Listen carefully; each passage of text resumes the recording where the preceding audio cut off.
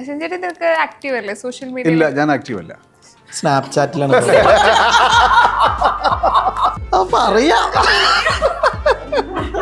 ഇടക്കൊരു തരുന്നുണ്ട്. ഇത് എറണാകുളത്ത് നിന്ന് പിന്നെ രാജശ്രീയാണ്. ചേട്ടൻ അന്നേ ഉടായിപ്പാണല്ലോ ഇപ്പോഴും അല്ല. അത് ആ ശോഭൻ ചേട്ടൻ ചെയ്ത ആ ഒരു സുഖം വേറെ ആര് ചെയ്താലും കിട്ടൂല എന്ന് എനിക്ക് തോന്നി. സാബു ഈ ഹലോ എന്ന് പറഞ്ഞ ഞാൻ അസത്യം എനിക്ക് ഒട്ടും താല്പര്യമില്ലായിരുന്നു. ഞാനത് ഉപേക്ഷിച്ചൊരു കഥാപാത്രമായിരുന്നു. ചെയ്യില്ല എന്ന് പറഞ്ഞാണ്. ഒരു സീന് എന്തിനാ ചെയ്യുന്നത് എന്ന് ഞാൻ ആലോചിച്ചു. തന്നെ പിന്നെ കാശും കിട്ടത്തില്ല, രണ്ടും പ്രധാനമാണ്. എന്തിനാ പോയി ചെയ്യാനും. പക്ഷെ പടം ഇപ്പൊ തിയേറ്ററിൽ ഇറങ്ങി കഴിഞ്ഞപ്പോഴത്തെ അത് ആ പടത്തിലെ ഏറ്റവും നല്ലൊരു സീനുകളൊന്നായിട്ട് അങ്ങ് മാറി. അപ്പൊ നമുക്ക് സന്തോഷമുണ്ടായി. ഞാൻ വളരെ പേഴ്സണലി ചോദിക്കട്ടെ, എങ്ങനെ ഇത്രയും ഹാൻഡ്സം ആയിട്ട് ഇപ്പോഴും ഇരിക്കാൻ പറ്റുന്നത്? ഭയങ്കര കോംപ്ലിമെന്റ് ആണ്. ഇത്ര ഞങ്ങൾ ആരോട് ചോദിച്ചില്ല. ഇത് ഞങ്ങൾക്ക് തീരെ സൂഹിക്കുന്നില്ല കേട്ടോ. ഏത്തപ്പഴവും കപ്പലണ്ടിയും രാവിലെ ഒരു ഇന്റർവ്യൂവിന്റെ ഇടയിൽ പോയിട്ട് കഴിച്ചതായിരുന്നു. ഒരു സൽമാൻ ഖാനെ കണ്ട് പ്രാന്തായതാ. അപ്പം ആ പ്രാന്ത് ഇപ്പോഴും ഉണ്ട്. അങ്ങനെയാണ് ഞങ്ങൾ ഷാരൂഖ് ഖാനെ കണ്ടുപിടിക്കും. സൽമാൻ ഖാൻ നമ്മൾ ഷാരൂഖ് ഖാൻ അല്ലേ? പിന്നെ അങ്ങനെ ഋതിക് റോഷൻ.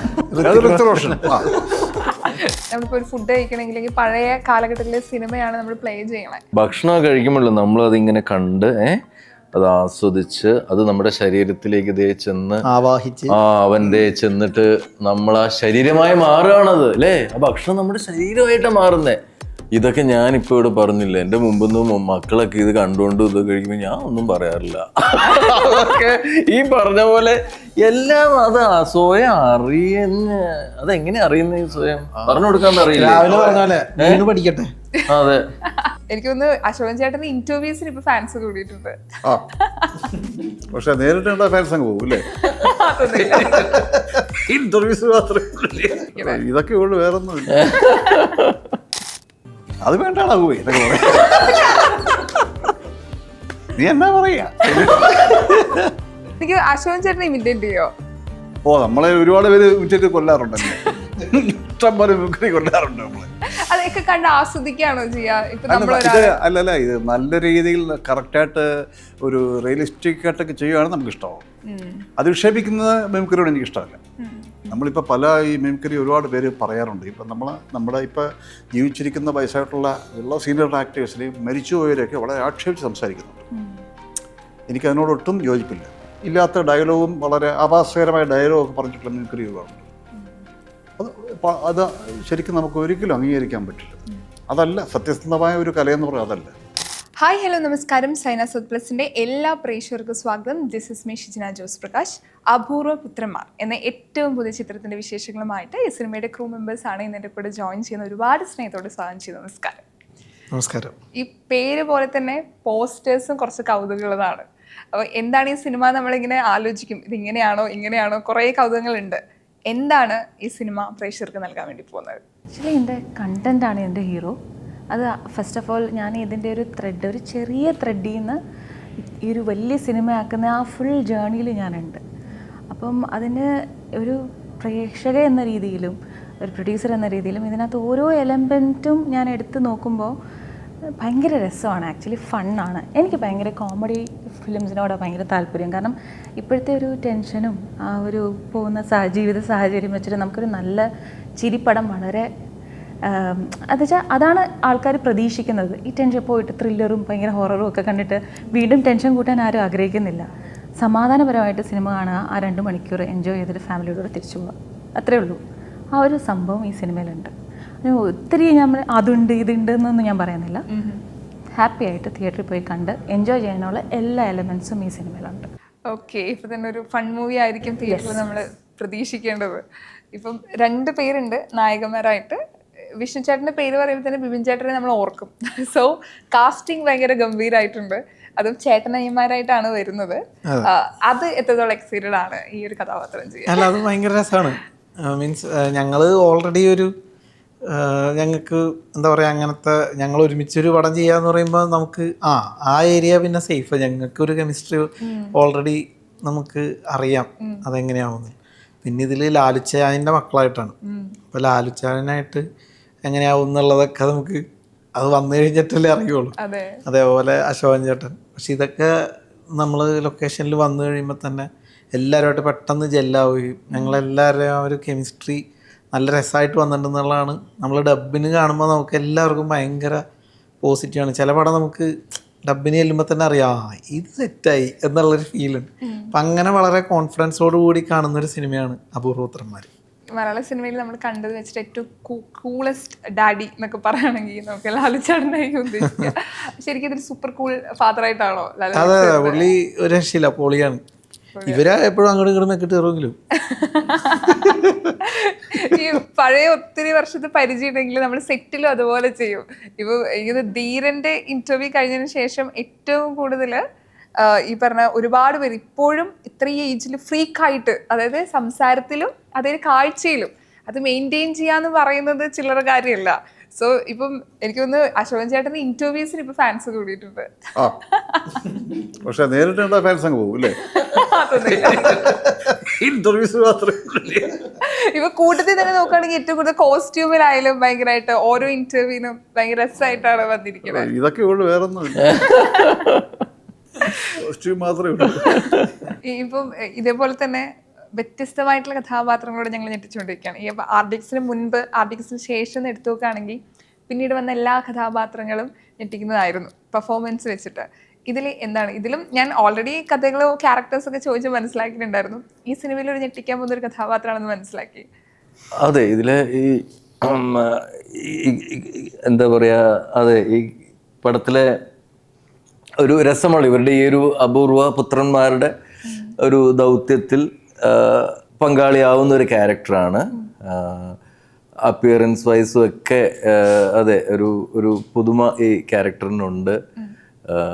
പിന്നെ നേരത്തെ പറഞ്ഞ പോലെ ഇവരൊക്കെ പറഞ്ഞ പോലെ ഒരു ഭയങ്കര രസമുള്ളൊരു സിനിമയുടെ ഭാഗമാകുന്നതിൻ്റെ ഒരു സന്തോഷം അത് ഭയങ്കരമായിട്ടുണ്ട്. അതെ.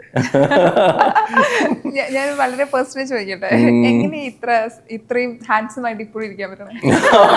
ഭയങ്കര കോംപ്ലിമെന്റ് ആണ്. ഇത്ര ഞങ്ങൾ ആരോടും ചോദിച്ചില്ല. ഇത് ഞങ്ങൾക്ക് തീരെ സൂഹിക്കുന്നില്ല കേട്ടോ. ഏത്തപ്പഴവും കപ്പലണ്ടിയും രാവിലെ ഒരു ഇന്റർവ്യൂവിന്റെ ഇടയിൽ പോയിട്ട് പുള്ളി കഴിച്ചതായിരുന്നു. പക്ക ഡയറ്റിംഗ് ഒക്കെ ഫോളോ ചെയ്യുന്ന, ജിമ്മിലൊക്കെ പോണ. ശ്രദ്ധിക്കുന്നുണ്ട് തന്നെ. ഒന്നാമത്തെ കാര്യം, ഞാനൊരു 8ാം ക്ലാസ്സിലൊക്കെ പഠിക്കുമ്പോൾ തൊട്ട് ഈ എക്സസൈസ് ഒക്കെ ചെയ്യുമായിരുന്നു. പുഷപ്പും ഒരു സൽമാൻ ഖാനെ കണ്ട് പ്രാന്തായതാ. അപ്പം ആ പ്രാന്ത് ഇപ്പോഴും ഉണ്ട്. അപ്പം എല്ലാ ദിവസവും നമുക്ക് ഇത് ഒരു എക്സസൈസ് ഒക്കെ ചെയ്തില്ലെങ്കിൽ അന്നത്തെ ദിവസം ഭയങ്കര ഒരു വിഷമമാണ്. അപ്പം അത് അതിൻ്റെ ഒരു ജീവിതത്തിൻ്റെ ഒരു ഭാഗമായിട്ട് കൂട്ടിയിട്ടുണ്ട്.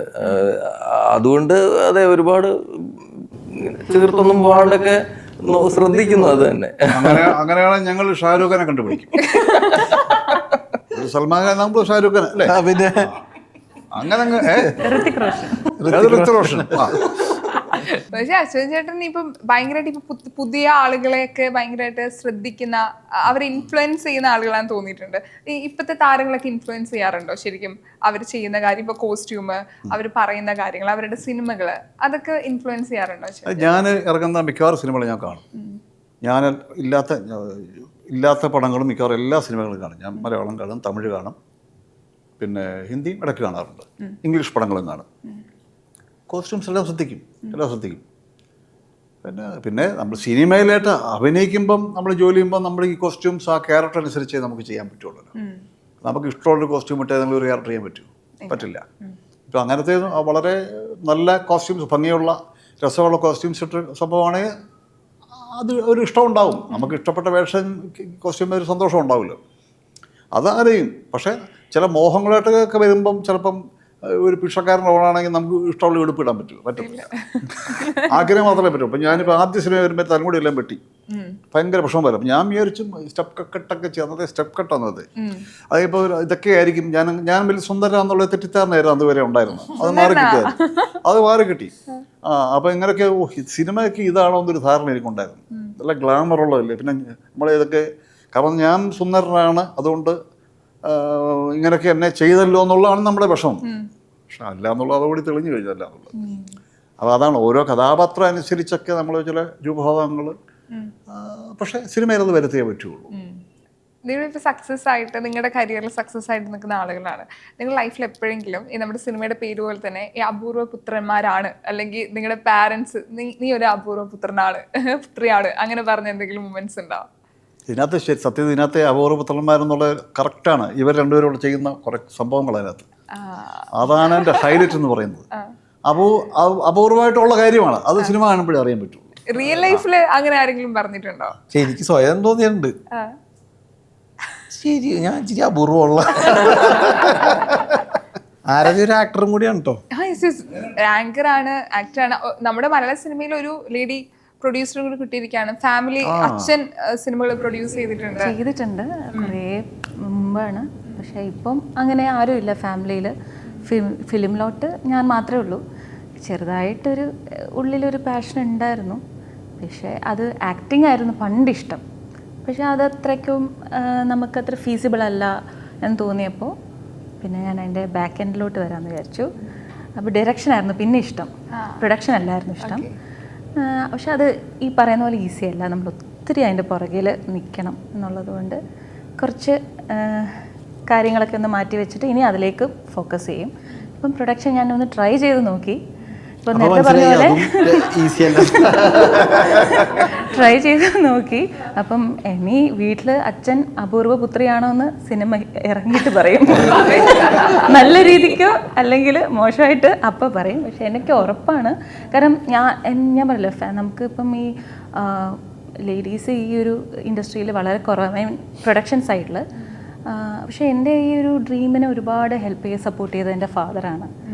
അപ്പോൾ എന്നെ സംബന്ധിച്ച് അദ്ദേഹമാണ് മീൻസ് 1 in a million എന്നൊക്കെ പറയുന്ന പോലെ എല്ലാവരും ഈ ഇതിലേക്ക് ഇൻഡസ്ട്രിയിൽ സപ്പോർട്ട് ചെയ്ത് വിടുവോ, അല്ലെങ്കിൽ ഇങ്ങനെ ഒരു പ്രൊഡക്ഷൻ സൈഡിലേക്ക് എക്സ്പെഷ്യലി, ബിക്കോസ് അത് ഇത്രയും ഒരു നമ്മുടെ എന്താ പറയുന്നത് പൈസ ഇറങ്ങുന്ന ഒരു സൈഡാണ്. അത് കണ്ട് സൂക്ഷിച്ച് നോക്കിയും കണ്ടും വേണം അത് എന്നുള്ള ഒരു കോൺസെപ്റ്റ് ഉണ്ട്. അതൊന്ന്. പിന്നെ ഇവിടെ അത്രയും വെൽക്കമിങ് അല്ല എന്ന് തോന്നിയിട്ടുണ്ട് പലപ്പോഴും. പക്ഷേ ഞാൻ സത്യം പറയട്ടെ, എനിക്ക് ഇപ്പം നമ്മൾ ഇത്രയും പേര് ഒരുമിച്ചിരിക്കുന്നു, ഈ വേദിയിൽ എല്ലാവർക്കും ഈക്വൽ ഇതാണ് നിങ്ങളിത് തരുന്നത്. അപ്പോൾ എനിക്കിവിടെ ഈക്വാലിറ്റി ഇല്ല എന്നൊന്നും എനിക്ക് തോന്നിയിട്ടില്ല. ഭയങ്കര വെൽക്കമിങ് ആയിട്ട് തോന്നിയിട്ട് ഇവരെന്നോട് ബിഹേവ് ചെയ്യുന്ന രീതി ആയിക്കോട്ടെ, എനിക്ക് തരുന്ന റെസ്പെക്റ്റ് ആയിക്കോട്ടെ, തിരിച്ച് അങ്ങോട്ടും I always feel welcomed. And ആ ഒരു ഇക്വാളിറ്റി എന്നുള്ളൊരു കോൺസെപ്റ്റ് ഉണ്ടല്ലോ, ഈ ലേഡി പ്രൊഡ്യൂസർ അല്ലെങ്കിൽ അങ്ങനത്തെ ഒരു കോൺസെപ്റ്റ് ഒന്നും എനിക്ക് ഇതുവരെ ഫീൽ ചെയ്തിട്ടില്ല ഈ ഇൻഡസ്ട്രിയിൽ ഇതുവരെ. നാളെ എന്താണെന്ന് എനിക്കറിയത്തില്ല. I am very happy working here. പക്ഷെ അത് ഇങ്ങനെ പ്രൊഡ്യൂസറുടെ ഭാഗത്ത് ഇങ്ങനെ കേൾക്കാന്ന് പറയുന്നത് നിങ്ങളെ സംബന്ധിച്ചിടത്തോളം അല്ലേ? കാരണം ഇനിയിപ്പോ ഡയറക്ഷനുകൾക്ക് ഉദ്ദേശമുണ്ട്. വരട്ടെ, നല്ല കാര്യം. ഇപ്പൊ മകളൊരു സിനിമ ചെയ്തു, 28 വർഷം സിനിമ ഇൻഡസ്ട്രിയിലുള്ള ഒരു അച്ഛനാണ്. അപ്പൊ 28 വർഷം ഞാൻ കാൽക്കുലേറ്റ് ചെയ്തു. അല്ല, അപ്പൊ അത് ഉദ്ദേശം വയസ്സാ ഉദ്ദേശം. ഞാൻ 9ാം ക്ലാസ്സിൽ പഠിക്കുമ്പോഴാണ് ജോക്കർ. ഞാൻ 10ാം ക്ലാസ്സിൽ പഠിക്കുമ്പോഴാണ് ജോക്കർ ചെയ്തത്. 9ാം ക്ലാസ് അത് അത്ര 28 വർഷം പറയണ്ടായിരുന്നു. കരിയറിൽ 28 വർഷം വർഷങ്ങളായി എന്ന് പറഞ്ഞാൽ മതിയായിരുന്നു. മകൾ പറഞ്ഞിട്ടുണ്ടായിരുന്നു അച്ഛനൊരു സിനിമാ നടനായതുകൊണ്ട് അച്ഛൻ്റെ സിനിമകൾ കാണാനോ അല്ലെങ്കിൽ ഒരു സിനിമാ നടൻ എന്ന രീതിയിൽ കണ്ടിട്ടില്ല. പണ്ടൊരു വിഷമം ഉണ്ടായിരുന്നു, മക്കള് ദുൽഖറിനൊക്കെ ഇഷ്ടമെന്ന് പറയുമ്പോഴും എന്റെ സിനിമ കാണാത്തതിൽ ഞാനൊരു നടനാണെന്ന് പറയാത്തതിൽ. പിന്നീട് അവർ സിനിമകളൊക്കെ കണ്ടു. മകള് സിനിമയിൽ വരുന്ന സമയത്ത് ഒരു അച്ഛനും നേരി ഇത്ര എക്സ്പീരിയൻസ് ആയ ഒരു നടൻ എന്ന രീതിയിൽ മകൾക്ക് കൊടുത്തൊരു ഉപദേശം സിനിമയിലേക്ക്. ഞാൻ അത് നേരത്തെയൊക്കെ ഞാൻ പറയായിരുന്നു, സത്യം അങ്ങനെ എനിക്ക് അങ്ങനെ ഒന്നും ഒരു ഉപദേശവും എനിക്ക് കൊടുക്കാനുണ്ടായിരുന്നില്ല. കാരണം ഒന്നാമത്തെ കാര്യം, പിള്ളേരൊക്കെ ഇപ്പം വളരെ അവർക്കറിയാം നമ്മൾ ശരിക്കും അവരിൽ നിന്നാണ് ഇപ്പോഴത്തെ എന്താണ് ഇപ്പോഴത്തെ ഒരു കാലം എന്നും എങ്ങനെയാണെന്നും ഒക്കെ ഞാൻ പഠിക്കുന്ന അവരുടെ അടുത്ത് നിന്നാണ്. അപ്പം എനിക്കെന്താ അവർക്ക് കൊടുക്കാൻ? അതെ, എനിക്ക് അങ്ങനെ ഒന്നും പ്രത്യേകിച്ച് സത്യം അത് അങ്ങനെ ഒരു ഉപദേശം ഒന്നും കൊടുക്കാൻ, ഞങ്ങളങ്ങനെ വീട്ടിലങ്ങനെ സിനിമ സംസാരിക്കുമോ അതെ എനിക്ക് അങ്ങനെ ഒന്നും പറയാനുണ്ടായിരുന്നില്ല, സത്യമാണത്. അതെ, ഇവൻ നമ്മളൊരു നല്ല ഇന്റർവ്യൂ ഉണ്ടെങ്കിൽ ബെസ്റ്റ് ഇന്റർവ്യൂ എന്ന് പറയുമ്പോൾ നമ്മൾ ചൂസ് ചെയ്ത് നമ്മുടെ ഒരു 5 ഇന്റർവ്യൂ ഉണ്ടാവുമല്ലോ. ഇപ്പൊ എന്നോട് പേഴ്സണലി ചോദിക്കുകയാണെങ്കിൽ, അപ്പൊ ഇത്രയും വർഷം നിങ്ങളുടെ ഒരു കരിയറിൽ ദ ബെസ്റ്റ് മൂവി അല്ലെങ്കിൽ ആര് ചോദിച്ചാലും ഈ ഒരു കഥാപാത്രം പറയാനും അല്ലെങ്കിൽ കാണിക്കാൻ ഇഷ്ടപ്പെടുന്ന സിനിമ ഏതാണെന്ന് ചോദിച്ചാൽ അല്ലെങ്കിൽ ക്യാരക്ടർ ഏതാണെന്ന് ചോദിച്ചാൽ ഏതാ പറയാ? എനിക്കങ്ങനെ ഒരുപാടായിട്ട് തോന്നണില്ല. പെട്ടെന്ന് എൻ്റെ മനസ്സിലേക്ക് ഓർമ്മ വന്നത് പാൻ ഇന്ത്യൻ സ്റ്റോറി എന്ന് പറഞ്ഞൊരു പടം. അതാകുമ്പോൾ ആരും കണ്ടിട്ടില്ല. കാണാത്തോണ്ട് അയച്ചു കൊടുക്കാം. അല്ല, അങ്ങനെ പലർക്കും ഉണ്ടോ നല്ല കഥാപാത്രം ചിലപ്പോൾ പടം ഉദ്ദേശിച്ചുപോലെ കളക്ട് ചെയ്യുന്നത് വരില്ല. ക്യാരക്ടർ ശക്തമായിരിക്കും, പക്ഷേ വ്യത്യാസമുള്ളതായിരിക്കും. ആ പടം ഇറങ്ങിയിട്ടില്ലാത്തോണ്ടാണ്. അത് IFFK ഉണ്ടായിരുന്നു, നല്ല അഭിപ്രായം കിട്ടിയൊരു പടം. അവാർഡ് അശ്വൻ ചേട്ടൻ അങ്ങനെ എന്തെങ്കിലും പടം ഉണ്ടോ ഏറ്റവും ഫേവറേറ്റ് ആയിട്ട് നെഞ്ചോട് ചേർത്ത് വെക്കുന്ന ഒരു പടം? പെരുവഴിയമ്പലം മറക്കാൻ പറ്റാത്ത ക്യാരക്ടർ എൻ്റെ ഫസ്റ്റ് പടം. പിന്നെ യവനിക, അനന്തരം, അഫ്കോഴ്സ് ഹരിഹരനർ പിന്നെ ഒരു മാസ് പടമായിട്ട് മാറി. അത് പിന്നെ നമ്മൾ പറഞ്ഞേ പറ്റുള്ളൂ. അമരമുണ്ട്, അമരം മൂന്നാം പക്കം ഉണ്ട്, തൂവാനത്തുമ്പികൾ. ഇത് പറഞ്ഞ തീരൂല. ഒത്തിരി നമുക്ക് തന്നെ ഞങ്ങളുടെ എല്ലാവരുടെയും അങ്ങനെയാണ് ചോദിക്കുന്നത്. അശോകൻ ചേട്ടൻ ചെയ്ത ഇന്ന ക്യാരക്ടർ നിങ്ങൾക്ക് ചെയ്യണമെന്നുണ്ടെങ്കിൽ അതേതായിരിക്കും? ഇപ്പൊ പറഞ്ഞ ലിസ്റ്റിൽ തന്നെ ഈ പറഞ്ഞതൊക്കെ ഒരു രക്ഷയില്ല. പക്ഷെ ഞാൻ വേറെ ആരും പറയാത്തൊരു സാധനം ഞാൻ പറയാം. അത് അശോകൻ ചേട്ടൻ ചെയ്ത ആ ഒരു സുഖം വേറെ ആര് ചെയ്താലും കിട്ടൂല എന്ന് എനിക്ക് തോന്നി. ഹലോല ഒറ്റ സീനിൽ സാബു അതെനിക്കവിടെ റാഫി മെക്കാട്ടിന് അവരുടെ ഒരു ബ്രില്യൻസ്. തീർച്ചയായും. അല്ല, അത് ഈ ഹലോ എന്ന് പറഞ്ഞാൽ ഞാൻ ആസക്തി എനിക്ക് ഒട്ടും താല്പര്യമില്ലായിരുന്നു. അത് ഞാനത് ഉപേക്ഷിച്ചൊരു കഥാപാത്രം ചെയ്യില്ല എന്ന് പറഞ്ഞാണ്. ചെയ്യില്ല എന്ന് പറഞ്ഞാൽ ഞാൻ ഭയങ്കര ബിസി ആയിട്ടൊന്നുമല്ല. ഞാനത് പലയിടത്തും ഞാൻ പറഞ്ഞിട്ടുണ്ട് കാര്യം. റാഫി മെക്കാട്ട് അതിൽ വർഷങ്ങളോളം വിളിച്ചിട്ടാണ് പറയുന്നത്, ഇങ്ങനെ ഒരു ദിവസം ഒരു ഗസ്റ്റ് അപ്പിയറൻസ് ചെയ്യേണ്ട അങ്ങനെ ചേട്ടൻ ചെയ്യണമെന്ന് ഡയറക്ടർമാർ പറയുന്നു. റാഫി മെക്കാട്ടിൻ്റെ. അപ്പം ഞാൻ ആദ്യം കേട്ട ഈ ഒരു ദിവസത്തെ വർക്ക് നമുക്ക് ഒരു പ്രയോജനം കിട്ടത്തില്ല. ഞാൻ എൻ്റെ മനസ്സിൽ തോന്നിയ ഒരു സീന് എന്തിനാണ് ചെയ്യുന്നത് എന്ന് ഞാൻ ആലോചിച്ചു. തന്നെ വല്ല കാശും കിട്ടത്തില്ല, രണ്ടും പ്രധാനമാണ്. എന്തിനാ ചെയ്ത് ഞാൻ. അപ്പോൾ ഞാൻ പറഞ്ഞ താല്പര്യമില്ല എന്ന് പറഞ്ഞു. അതൊരു ദിവസം വന്ന് ചെയ്യേണ്ട കാര്യമില്ല എന്ന് പറഞ്ഞു. അതിൽ അങ്ങനെ കുറെ പറഞ്ഞിട്ട് പിന്നെയും വെച്ചു. കുറെ കഴിഞ്ഞപ്പം റാഫി മെക്കാട്ടും വിളിച്ചെന്നേ. അപ്പം അപ്പോൾ റാഫി പറഞ്ഞു കഴിഞ്ഞപ്പം അത് കുറച്ച് കൺവിൻസിങ് ആയി. അപ്പോൾ ഞാനത് വേണ്ടാന്ന് പറയാൻ വേറൊന്നുമല്ല. ഈ ഒരു സീൻ വന്നു കഴിഞ്ഞാൽ ഈ റാഫി മെക്കാട്ടറൊക്കെ നമ്മളെയൊക്കെ വിളിച്ചപ്പോൾ എന്തിനാണ് ഈ ഒരു സീൻ തരുന്നത് ഞാൻ ആലോചിച്ചു. അവർ നല്ല എസ്റ്റാബ്ലിഷ് ഡയറക്ടറാണ്. തന്നെ പോലെ അവർ സിദ്ദിഖ് ലാലിൻ്റെ കൂടെ വന്ന് തുടങ്ങി ഹരിഹരനല്ല തുടക്കം. ഇവരൊക്കെ എന്താ പറയുക, നമ്മളെ ഇങ്ങനൊരു സാധനത്തിന് വിളിക്കുന്നുള്ള ഞാൻ ആലോചിച്ചത്. ഒരു നല്ല ക്യാരക്ടർ എന്ന ഒരു പ്രോമിനൻ്റ് ആയിട്ടുള്ള ഒരു ക്യാരക്ടർ വേണ്ടേ, ഞാൻ അതാ ഉദ്ദേശിച്ചത്. അങ്ങനെ ഉണ്ടെങ്കിൽ എനിക്ക് താല്പര്യമില്ല, അത് ഞാനും കിട്ടും. എനിക്കല്ല, ഞാൻ സിനിമയെ ബിസി ആയിട്ടൊന്നുമല്ല ഇപ്പോഴും. അപ്പോൾ അവർ റാഫി വിളിച്ച് പറഞ്ഞപ്പോഴത്തേക്ക് എനിക്കത് സത്യം പറഞ്ഞത് സ്ട്രൈക്ക് ചെയ്തു. അപ്പോൾ അത് ഒരു സീനേ ഉള്ളൂ, അശോകൻ ചെയ്യണം, അത് സിനിമ ഇറങ്ങിക്കഴിയുമ്പോൾ ആ സീനിൻ്റെ അത് മനസ്സിലാവും എന്നൊക്കെ എന്നോട് അവർ പറഞ്ഞു. അങ്ങനെ സമ്മതിച്ച് പോയി ചെയ്തപ്പോഴും ചെയ്യാൻ പോകുമ്പോഴും എനിക്കൊരു പ്രതീക്ഷയൊന്നുമില്ലായിരുന്നു. പക്ഷെ ചെയ്ത് കഴിഞ്ഞപ്പോൾ എനിക്ക് എവിടെ ഒന്ന് സ്ട്രൈക്ക് ചെയ്തത്. പക്ഷെ പടം ഇപ്പോൾ തിയേറ്ററിൽ ഇറങ്ങി കഴിഞ്ഞപ്പോഴത്തെ അത് ആ പടത്തിലെ ഏറ്റവും നല്ലൊരു സീനുകൾ ഒന്നായിട്ട് അങ്ങ് മാറി. അപ്പോൾ നമുക്ക് സന്തോഷമുണ്ടായി. ചിലപ്പോൾ സിനിമയിൽ അഭിനയിക്കുന്ന സമയത്ത് നമ്മൾ തമാശ എന്ന് വിചാരിച്ചത് തിയേറ്ററിൽ ചിലപ്പോൾ ചിരിക്കില്ല. തമാശ അല്ലാതെ ചെയ്ത കാര്യങ്ങൾ ചിലപ്പോൾ തിയേറ്ററിൽ ഭയങ്കര പൊട്ടിച്ചിരിയായിരിക്കും. അതെ. അങ്ങനെ നിങ്ങൾ ഞെട്ടിച്ച എന്തെങ്കിലും സീൻ ഉണ്ടോ? അല്ല, ഈ തമാശപ്പടം എന്ന് പറഞ്ഞാൽ ശരിക്കും പറഞ്ഞാൽ ഒരു അങ്ങനെ ഒരു ധാരണ ഉണ്ടാക്കിയത് എനിക്ക് തോന്നുന്നത് കഴിഞ്ഞ വർഷങ്ങളെ തൊക്കുമ്പോൾ ഈ ഹരിഹരനാറാണ് എനിക്ക് തോന്നുന്നത്. ഒരു തമാശയുടെ ഒരു സംഭവമായിട്ട് ഈ ഓഡിയൻസിൽ എപ്പോഴും കിടക്കുന്നൊരു സംഭവം ഹരിഹരനാറാണെന്ന് എൻ്റെ വിശ്വാസം അങ്ങനെയാണ്. അപ്പോൾ അത് ഹരിഹരനാറും ഈ ഹരിഹരനാറുകളെല്ലാം അത് ഇപ്പം കണ്ടാലും ചിരിച്ചു പോകും. അത് അറിയുന്നത് ഇപ്പം കുറേ വർഷങ്ങളായിട്ട് ടി വിയിൽ ഇങ്ങനെ ഇത് ഒരു 50, 100, 500 ഒന്നും അല്ല വന്നിരിക്കുന്ന ഈ പടങ്ങൾ വീണ്ടും. പക്ഷേ ഇതൊക്കെ ഇപ്പോഴും ചില ആൾക്ക് പറഞ്ഞു, ഇന്നലെ ഞങ്ങൾ TV ഹരിഹരനാർ കണ്ടു എന്ന് പറയും.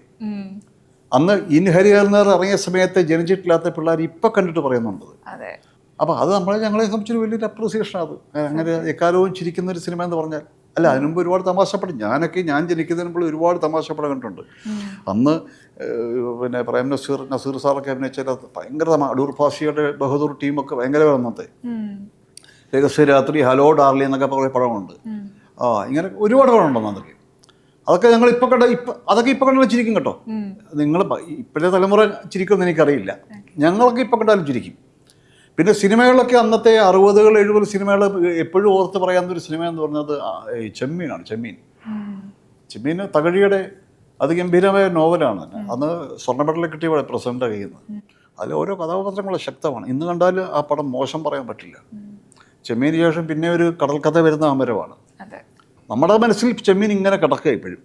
ഇപ്പോഴത്തെ തലമുറയ്ക്ക് എനിക്കറിയില്ല. കോമഡിക്ക് വേണ്ടി ഉണ്ടാക്കിയിരുന്ന കോമഡി ഒരിക്കലും പിന്നീട് കുറച്ച് വർഷം കഴിയുമ്പോൾ നമ്മൾ കണ്ടാൽ ചിരിക്കില്ല. അതെ അതെ, ക്ലാസിക് ആയിട്ട് നിലനിൽക്കുക എന്ന് പറഞ്ഞാല് ഇപ്പൊ എനിക്ക് ഫീൽ ചെയ്തിട്ടുള്ള റാംജി റാവു, ഗോഡ് ഫാദർ, ഇൻഹരിയർ നഗർ, ഇതൊക്കെ ക്ലാസിക്കുകളാണ്. കാലഘട്ടത്തിന്റെ ഇതിനെ അതിജീവിച്ചുകൊണ്ട് അത് ഇപ്പോഴും ഏത് ജനറേഷനിൽ പെട്ടവരും കണ്ടാലും ചിരിക്കും. അങ്ങനത്തെ സിറ്റുവേഷനുകളാണ്. എത്ര കാലം കഴിഞ്ഞാൽ ഈ പടങ്ങളൊക്കെ നമ്മൾ ചിരിച്ചു കണ്ടു കഴിഞ്ഞാൽ. അതിപ്പോ എന്താ പറയുക, ഇപ്പൊ ഒത്തിരി കോമഡി പടങ്ങൾ റിലീസ് ആയാലും നമ്മളിപ്പോ ഒരു ഫുഡ് കഴിക്കണമെങ്കിൽ പഴയ കാലഘട്ടത്തിലെ സിനിമയാണ് നമ്മൾ പ്ലേ ചെയ്യണേ, അല്ലേ? അത് നമ്മളെ കുട്ടികളെയും നമ്മൾ അത് തന്നെയാണ് കാണിക്കുക. അത് ശരി, ഇത് കാണിച്ചോണ്ടാണ് ഭക്ഷണം. ഞാനത് കണ്ടിട്ടാ കഴിക്കണേ. ഒരു പാരന്റ്സ് ആയിരിക്കുന്നു പെട്ടെന്ന് കഴിക്കുമ്പോ ഫുഡിൽ ശ്രദ്ധിക്കുക. അതെ, പാരന്റ്സ് ആവുമ്പോൾ നേരത്തെ ചോദിച്ചില്ല എങ്ങനെയാ ഹാൻസം ആയിട്ടിരിക്കണെന്ന്. ഈ മൊബൈൽ കാണാതെ ഭക്ഷണം കഴിക്കാൻ അതെ, ശ്രദ്ധയോടുകൂടി. സത്യം, ഭക്ഷണം കഴിക്കുമ്പോഴല്ലോ നമ്മൾ അതിങ്ങനെ കണ്ട് അത് ആസ്വദിച്ച് അത് നമ്മുടെ ശരീരത്തിലേക്ക് ദേ ചെന്ന് ആവാഹിച്ച് അവൻ ദേ ചെന്നിട്ട് നമ്മൾ ആ ശരീരമായി മാറുകയാണത്, അല്ലേ? ആ ഭക്ഷണം നമ്മുടെ ശരീരമായിട്ട് മാറുന്നേ. ഈ പഴവും അത് ചുമ്മാ എന്തെങ്കിലുമൊക്കെ കണ്ടോണ്ട് ഇങ്ങനെ കഴിക്കണം, അത് അറിഞ്ഞ് കഴിക്കണം. ഇപ്പോഴത്തെ ഫുഡ് എന്ന് പറഞ്ഞാൽ മൊബൈലാണ്. TV അല്ലെങ്കിൽ മൊബൈൽ, അതെ, വാട്സാപ്പ്, ഇൻസ്റ്റാഗ്രാം എല്ലാമാണ് ഇപ്പോഴത്തെ ആഹാരം. അശ്വിൻ ചേട്ടൻ ഇതൊക്കെ ആക്റ്റീവ് അല്ലേ സോഷ്യൽ മീഡിയ? ഇല്ല, ഞാൻ ആക്റ്റീവ് അല്ല. സ്നാപ്ചാറ്റിലാണ്.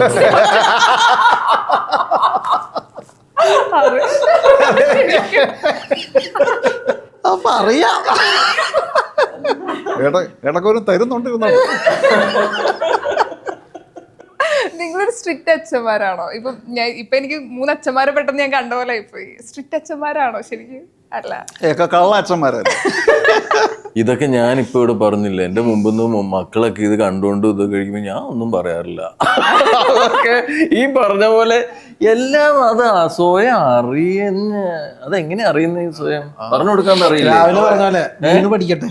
അതെ, ശരിക്കും നമ്മൾ പഠിച്ച അതിലേക്ക് കൂടെ പിള്ളേരെ നമുക്ക് വരുത്താൻ പറ്റുമല്ലോ, പുതിയ ജനറേഷൻ. കാരണം അവരുടെ പ്രായത്തില് ഞാനും ഈ പറഞ്ഞ പോലെ വേറെ എന്തെങ്കിലും ഒക്കെ ആലോചിച്ചും കണ്ടോണ്ടൊക്കെ തന്നെ കഴിച്ചുകൊണ്ടിരുന്നേ. ഇതിലൊരു ക്രിഞ്ച് സോങ് ഉണ്ടല്ലോ, നമ്മളെല്ലാ പെൺപിള്ളേരുടെയും ഒരു ആഗ്രഹമാണ് ഇങ്ങനെ പുറകെ നടന്ന് പാട്ടൊക്കെ പാടി പ്രപ്പോസ് ചെയ്യണം എന്നൊക്കെ എല്ലാവരുടെ ആഗ്രഹമാണ്. പക്ഷെ വളരെ റെയർ ആൾക്കാർക്ക് മാത്രമേ സംഭവിക്കാറുള്ളൂ. നിങ്ങളുടെ ഒരു കാലഘട്ടത്തിൽ ഈ പറഞ്ഞ പാട്ടും പാടി പ്രപ്പോസൽ പരിപാടി ഉണ്ടായിരുന്നോ? എങ്ങനെ ഒരു പെൺകുട്ടി കണ്ട് ഈ കത്ത് കൊടുക്കുക പരിപാടിക്ക് അപ്പുറം ഒരു വെറൈറ്റി പ്രപ്പോസൽസ് നടന്നിട്ടുണ്ടോ ലൈഫില്? അന്ന് കത്ത് കൊടുക്കുക പണ്ടത്തെ. നിങ്ങളുടെ കാലഘട്ടത്തിൽ എന്ന് പറയുമ്പോൾ ഞങ്ങളും പല കാലഘട്ടക്കാരാണ്. അതെ, ഞങ്ങളുടെ കാലത്ത് കത്ത് കൊടുപ്പായിരുന്നു. അന്ന് മൊബൈലൊന്നും ഇല്ലല്ലോ. കത്തിൽ കൂടുതൽ സംഭവങ്ങളാണ് മുഴുക്കെ. ഇത് കൂട്ടുകാരെ ഏൽപ്പിച്ച് കൊടുപ്പിക്കുക, ഇതൊക്കെ അന്നത്തെ പരിപാടികൾ. ഫ്രണ്ട്സിനെയൊക്കെ അതൊക്കെ പോയില്ല. പിന്നെ അത് പോയിട്ട് പിന്നീട് ഇപ്പോൾ മൊബൈൽ, പിന്നെ ഈ STD, അന്ന് ഈ ട്രങ്ക് ബുക്കിംഗ്, ഫോണൊന്ന് വീട്ടിലും ഓഫീസിലൊക്കെ ലാൻഡ് ഫോണേ ഉള്ളൂ. അതായത് എല്ലാവരുടെയും വീട്ടിലൊന്നൊന്നുമില്ല. ഉള്ളവർ പിന്നെ ട്രങ്ക് ബുക്ക് ചെയ്താൽ കുഴപ്പമാവും. വിളിച്ചു പറയും, പി കോൾ പറയുമ്പോൾ ആ ആളിനെ വിളിക്കും. ഇത് എറണാകുളത്ത് നിന്ന് പിന്നെ രാജശ്രീയാണ്, അവിടെ കൃഷ്ണകുമാറുണ്ടോ? അപ്പോൾ മൊത്തം കുഴപ്പമില്ലേ, അത് അങ്ങനെ വിളിക്കത്തില്ല. അപ്പോൾ അത് കഴിഞ്ഞാൽ പിന്നെ ചെയ്യുന്നത് പറഞ്ഞാൽ STD വന്നു. STD വന്നാൽ പിന്നെ നമുക്ക് തന്നെ ഡയൽ ചെയ്ത് വിളിക്കാം. ട്രങ്ക് ഒന്നും ബുക്ക് എക്സ്ചേഞ്ചിലും എല്ലാവരും ഇത് അറിയുമല്ലേ, അല്ലേ? STD വന്നാൽ പിന്നെ ആരും അറിയത്തില്ല, അവനവന് വേണേൽ വിളിക്കാം. ചിലപ്പോൾ ആള് മാറി ഫോൺ എടുക്കാതെ കട്ട് ചെയ്തേക്കും. അച്ഛനമ്മയായിരിക്കും ഫോൺ എടുക്കുന്നത്. അത് കുഴപ്പം വന്നാൽ ഇപ്പോൾ കട്ട് ചെയ്യും അന്ന്. പിന്നെ ഗ്രൂപ്പ് ഡയലിംഗ് ആയി, വളരെ ഈസി ആയി. പിന്നെ അപ്പോൾ അങ്ങനെ പിന്നീട് പിന്നെ മൊബൈലും മറ്റു കാര്യങ്ങളും. ചേട്ടൻ അന്നേ ഉടായിപ്പാണല്ലേ ഇപ്പോഴും തന്നെ. ഇന്ന് അപ്പോഴല്ല, ഇപ്പോഴും തന്നെ. ലാലിച്ചാരും കൂടി വേണമായിരുന്നു. ഈ സെറ്റിലും നിങ്ങളൊരു ഫ്രണ്ട്സിനെ പോലെയാണല്ലോ. ഐ മീൻ സെറ്റിലും ഷൂട്ടിംഗ് സമയത്തൊക്കെ ഇവരുടെ കുറെ കഥകൾ കേൾക്കാം. ഇവർ തമ്മിലൊരു വൈബ് ഉണ്ടല്ലോ, അത് നിങ്ങൾ ശരിക്കും എൻജോയ് ചെയ്തിട്ടുണ്ടോ സെറ്റില്? ഇവര് ഈ കാണുന്നവർക്ക് ഇടയ്ക്ക് പുള്ളി ഓരോ കുത്തിയെ കൊടുക്കും, എന്ത് കിട്ടാൻ വേണ്ടി. പുള്ളിയൊക്കെ ഒന്ന് ചൂടാക്കാനൊക്കെ നമ്മളൊക്കെ ചില വേറെയൊക്കെ ചെയ്യാറുണ്ടായിരുന്നു. ഈ പറഞ്ഞൊക്കെ ചോദിക്കും, അത് വേണ്ടാണോ പോയി എന്നൊക്കെ പറയാം. നീ എന്നാ പറയാ? എനിക്ക് അശോകൻ ചേട്ടനെ ഇമിറ്റേറ്റ് ചെയ്യോ? നമ്മളെ ഒരുപാട് പേര് ഇമിറ്റേറ്റ് കൊല്ലാറുണ്ട്. ഇഷ്ടം പോലെ മിമിക്രി കൊല്ലാറുണ്ട് നമ്മളെ. അതൊക്കെ കണ്ട് ആസ്വദിക്കുകയാണോ ചെയ്യാ? അല്ലല്ല, ഇത് നല്ല രീതിയിൽ കറക്റ്റായിട്ട് ഒരു റിയലിസ്റ്റിക് ആയിട്ടൊക്കെ ചെയ്യുകയാണെങ്കിൽ നമുക്ക് ഇഷ്ടമാവും. അത് വിക്ഷേപിക്കുന്നത് മിമിക്രിയോട് എനിക്ക് ഇഷ്ടമല്ല.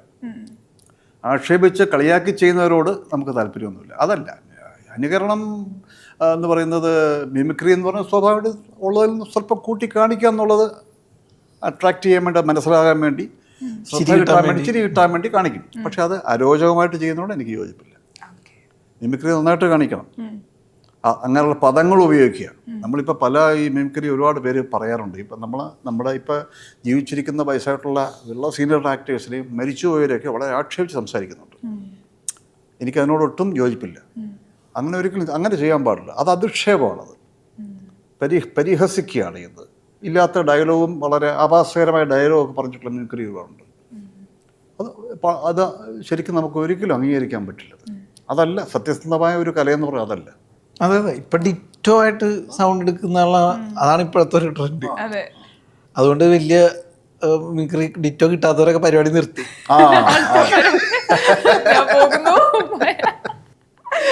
ഇപ്പൊ ഒരു ആർട്ടിസ്റ്റിന് അങ്ങനെ ചെയ്യാറുണ്ടോ? നിങ്ങളുടെ കൂട്ടത്തിൽ ഫേവറേറ്റ് ആയിട്ട് ഈ കൂട്ടത്തിലിരിക്കണേ പഴയ ആർട്ടിസ്റ്റ് എല്ലാവരും ഇരിക്കുന്ന സമയത്ത് ഇമിറ്റേറ്റ് ചെയ്യണേ, കളിയാക്കണം, അങ്ങനെ ഒരു ആർട്ടിസ്റ്റ് ഉണ്ടോ? സൗണ്ട് ഇപ്പൊ ലാലക്സ് ചെയ്ത പോലെ തമാശക്കെട്ട് പറയുന്നതാണ്, അല്ലാതെ വേറൊന്നുമല്ല. അല്ല ഞാനങ്ങനെ മിമിക്രി ഞാൻ ഇഷ്ടം ചെയ്തത് ഞാൻ ചെയ്യാറൊന്നുമില്ല. ഇല്ല, ഇങ്ങനെയൊക്കെ തമാശക്ക് വല്ലാതൊക്കെ ഇത് പറയുന്നുള്ളൂ. അത് ആ സൗഹൃദത്തിന്റെ പേരിൽ സൗഹൃദത്തിന്റെ പറഞ്ഞ് കാണിക്കുന്നതാണ് അതൊക്കെ. ഇവരൊക്കെ മിമിക്രി ചെയ്യുന്നവരാ. പിന്നെ അല്ല പ്രശാന്തിന് എനിക്കറിയില്ല, വിഷ്ണു ഒക്കെ അവർ രണ്ടും നന്നായിട്ട് മിമിക്രി കൂടെ ചെയ്യുന്നവരാ.